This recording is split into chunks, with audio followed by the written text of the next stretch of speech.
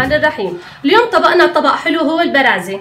مكونات البرازة: في عندي أنا هون كوبين و3/4 من الطحين الأبيض، عندي 3/4 الكوب من سكر الحبيبات، عندي كوب من السمسم أنا اللي مستخدمته محمص.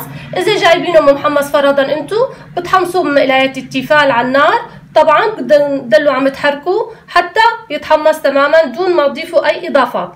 في عندي كوب من السمنة اللي مستخدمتها أنا سمنة بقرة الحلوب، نوعية ممتازة. في عندي 3 معالق طعام من القطر، طبعا القطر سميك مثل ما شايفين مو مريء أبدا.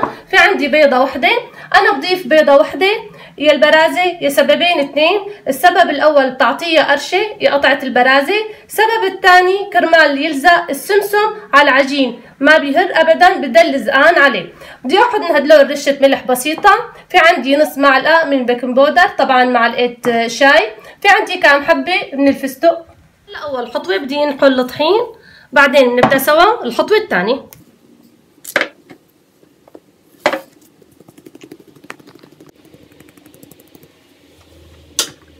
هلا بدي احط البيكنج باودر فوق منهم ورشة ملح بسيطة، بدي احركهم مع بعض. هلا الخطوة الثانية بدي اضيف انا السمنة والسكر ومزجهم مع بعض.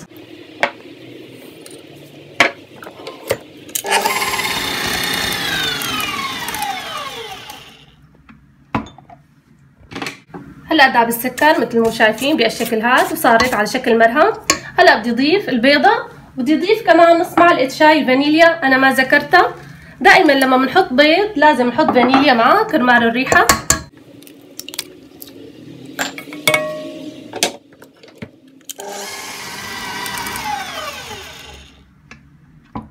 هلا الخطوة الثانية بدي نزل الطحين طبعا على دفعات، تقريبا على 3 دفعات. كل ما بنزل شوي بخفقهم وبعدين بنزل شوي ثانية. في ملاحظة مهمة، هلا بديم انا ايد الخفاقة طبعا وبدي احط ايد العجانة كرمال هاي الخطوة.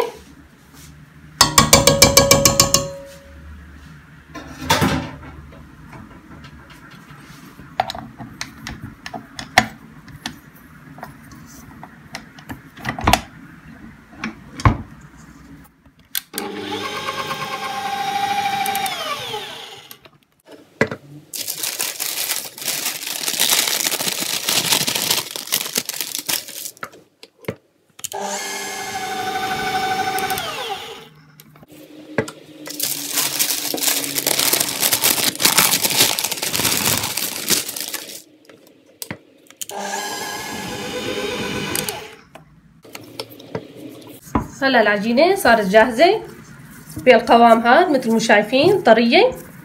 هلا انا بدي احطها على النايلون وسكر النايلون كتير منيح عليها، وبعدين بدي احطها بالبراد تقريبا نص ساعة كرمال ترتاح، بعدين بنكمل سوا. نص ساعة بدنا نشوف العجينة تبعنا كيف صارت مثل ما شايفين تماسكت بهذا الشكل. هلا بدي اخذ قطعة بدي اعملها بشكل دائرة بهذا الشكل. هلا هون انا في عندي السمسم والقطر. قبل ما نكمل الخطوة الثانية بدي احطهم بهي الزبدية، بدي اخلطهم مع بعض. هلا حركناهم بهذا الشكل. نرجع القطعة تبعنا اللي شكلناها بشكل دائرة، بدي احطها هيك واضغطها شوي حتى يلزق السمسم عليها بهذا الشكل. حط لها هلا قطعة فستق او قطعتين على حسب انتو شو بتحبوا، كمان ضغطة بسيطة. شكل عنا نص البرازة. طبعا بدي شكلهم كلهم نفس الشيء، وبدي اترك مسافة بين القطعة والثانية كرمال لما بدي احطهم بالفرن بدهم ينفشوا ما يلزقوا ببعضهم البعض.